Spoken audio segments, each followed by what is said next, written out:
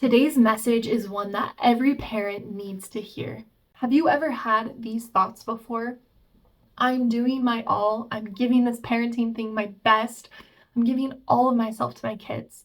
Oftentimes, I'm going without to give them a little bit more time, a little more attention, more money, more sustenance. And oftentimes, I'm completely depleted. I'm completely drained. I'm about to go crazy.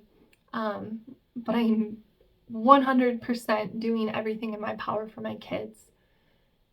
And I still feel like I'm failing. I still feel like I'm coming up short. I'm not doing enough. I'm not able to give them anything else. I don't know what else to do. And even with these tips and tricks that I read about or hear about, I don't have the energy or the time or the capacity to do them. I'm just lucky enough to be surviving day by day. So many parents are in the same boat. They sense that maybe there is more I could be doing. I just don't know what it is. And everything I have tried hasn't been enough. And I am so stuck. And I feel hopeless and helpless and depressed and discouraged. Well, you're not alone. And I want to share with you an analogy that will bring you a little bit of hope.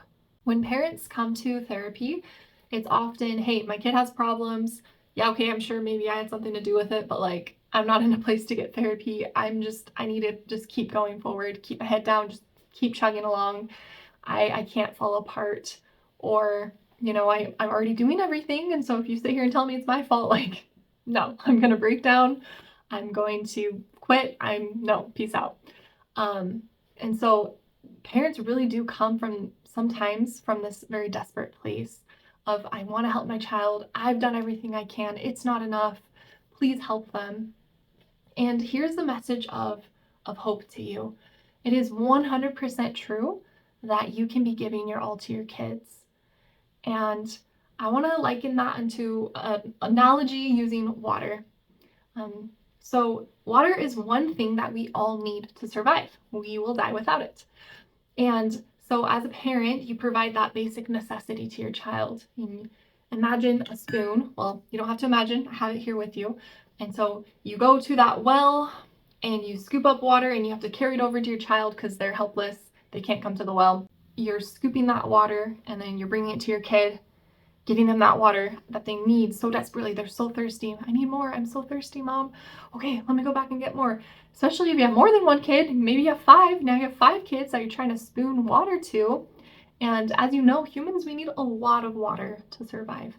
And so it's almost like this endless race of going back to that well, scooping that water, racing back to them, getting them that water. And it goes so unappreciated. Like, that's not enough. I need more. That's not enough. And you're like, but it's my all. I don't have any more water to give you or more time to get more. This is my capacity. This is what I'm able to give you. And it is my everything.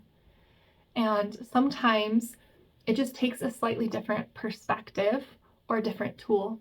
Instead of this little baby spoon where you're carrying water that's not even enough for your kids, let alone for yourself, you're going thirsty. You're dehydrated. You're exhausted. You have nothing left. And you definitely feel that lack of energy and that lack of strength. And sometimes maybe you even feel a little resentment, like, hey, I didn't even get a single sip of water. Like, I've given all the water I could possibly get to you, and I'm going even more thirsty. So be quiet, stop complaining, right? But what if we change out that spoon for a mug, right? And suddenly, in the same amount of time and the same amount of effort, you can scoop up more water, and there's more water available to your kids. And maybe even a little left over for yourself.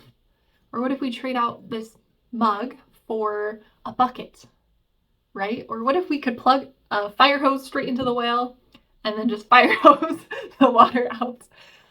It really just depends on the tool that you're using that can influence your capacity. You're the same person. You run or walk at the same pace. You have the same amount of energy, but the tool itself requires less energy to yield more outcome, more water for either the same amount of energy or less. And that's what I have to offer you today. Maybe you are parenting with a spoon. Parenting doesn't come with an instruction manual. That would be pretty nice. But I don't think there is a cookie cutter parent. I don't think there is a one size fits all parent.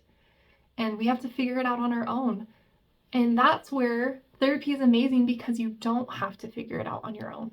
You can come in and have someone that you can lean on and rely on to help you get a little more energy.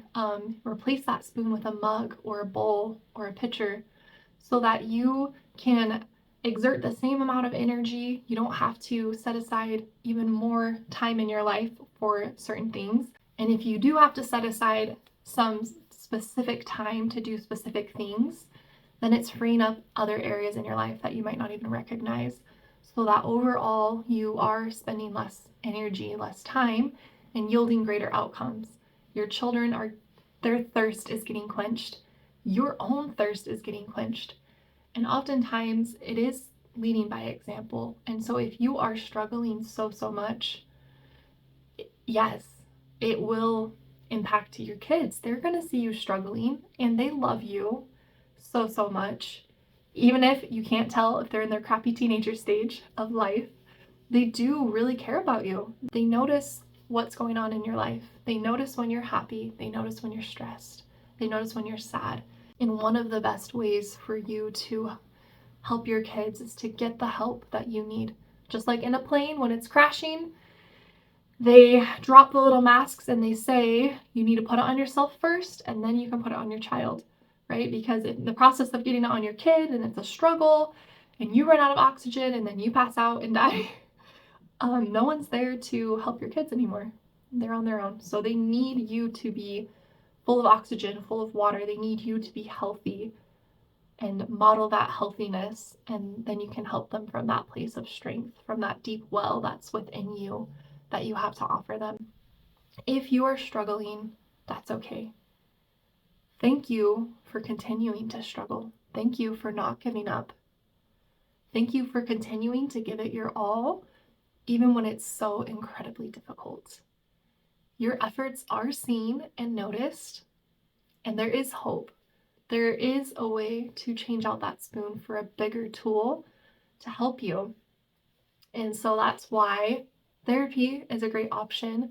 And also other YouTube videos of mine, check them out for some other advice or tips or tricks or ways to help shift your mindset in a way that can open it up and expand it and give you the energy and the tools that you need to really elevate your parenting, to really become the best parent that you can for yourself and for your kids.